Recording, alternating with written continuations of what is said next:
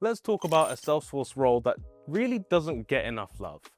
Architects. Salesforce architects are known for solving complex problems, designing scalable systems, and bridging the gap between technology and business. But what do they really think about their roles, their future, and the skills that matter most? Now, this is an interesting one. According to our latest architect survey, nearly 76% of respondents are satisfied with their careers, yet 38% are considering leaving the architect role within 2 years. This disconnect hints at deeper industry turbulence, including uncertainty around AI, shifting Salesforce programs, and growing ecosystem complexity. Architects still love the work, but they're unsure where it's headed. And honestly, we can't say we're too surprised. In order to address this, leaders should proactively address these concerns.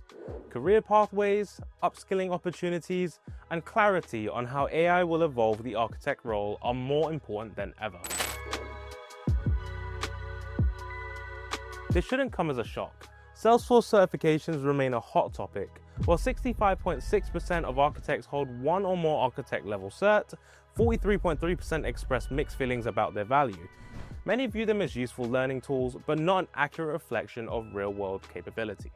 The advice here is pretty clear. If you're early in your career, certifications can build credibility, but don't stop there. Focus on practical experience, critical thinking, and soft skills. Though 88% of respondents used Trailhead, it earned only a 6.6 out of 10 usefulness score among architects. The message? While it's a helpful starting point, it often lacks the depth and complexity required for high-level architecture. Thank goodness that Well Architected is returning this year, right?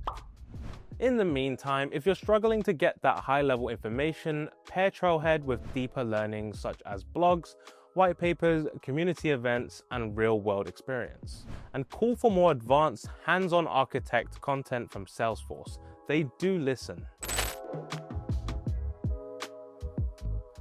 Speaking of, Salesforce architects are experiencing a significant gap in high-quality, advanced learning resources following the removal of the Well-Architected program. While community-led blogs and personal networks offer some support, many architects struggle to find materials that match the complexity and real-world scenarios of their roles.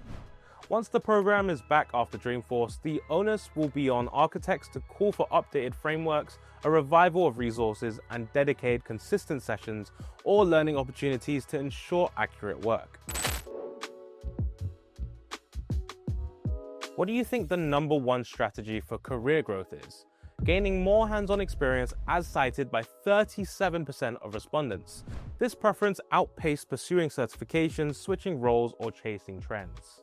Over 94% of architects do at least some hands-on work, and most decisions about what to learn next are driven by the requirements of their current job, 54.7%, or personal interest, 20%. Practical experience drives growth. Architects learn by doing, not by watching. When solving a need, most architects answered, "It depends." In fact, 59.7% say they have no strong preference between building and buying. It's all about context.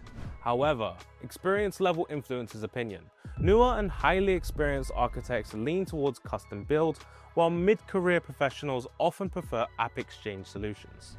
Ultimately, build or buy is not a binary decision. Context, background, and business needs shape every choice.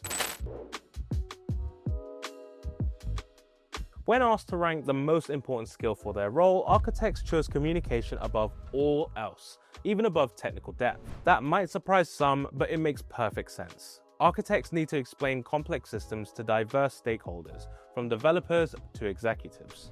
To get ahead, practice turning tech talk into plain English. Whether it's a capability map or a solution diagram, clear communication builds trust and influence.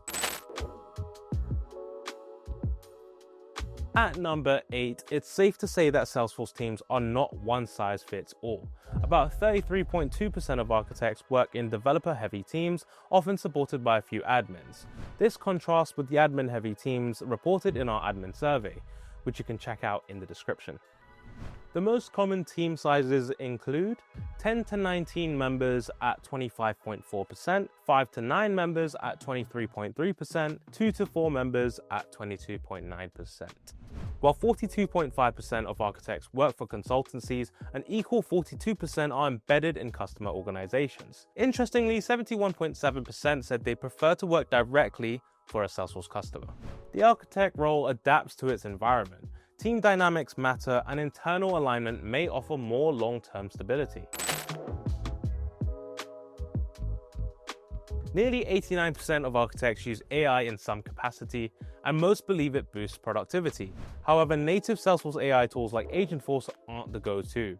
Architects are gravitating towards third-party tools like ChatGPT, citing costs and accuracy and lack of Salesforce-specific best practices as key barriers. Only 17.8% feel ahead of their peers when it comes to AI knowledge, while 32.6% feel behind. The biggest barriers? Cost, accuracy, and skills. The top AI benefits cited include increased productivity at 73.1%, finding information faster at 65.4%, greater efficiency at 57.1%. Architects should expect AI to become core to their role. Staying current and confident with AI will be a differentiator in the years ahead. Finally, at number 10, gone are the days of single cloud specialists. More than half of architects at 50.5% now span multiple Salesforce products, with only 12% focused on a single area. At the same time, most architects still prioritize learning based on the demands of their current job, not market trends or Salesforce's roadmap. To grow, focus on adjacent skills and tools that solve business problems. This real-world relevance will always outlast hype-driven learning. As one of the most important roles in the whole of the Salesforce ecosystem, Salesforce architects always have a lot on their plate. And as the market continuously shifts with new technological developments, job trends, and more, they will need to continue to evolve, adapt, and redefine their value. Whether you're a seasoned architect or aspiring to become one thing is clear: your impact has never been more vital.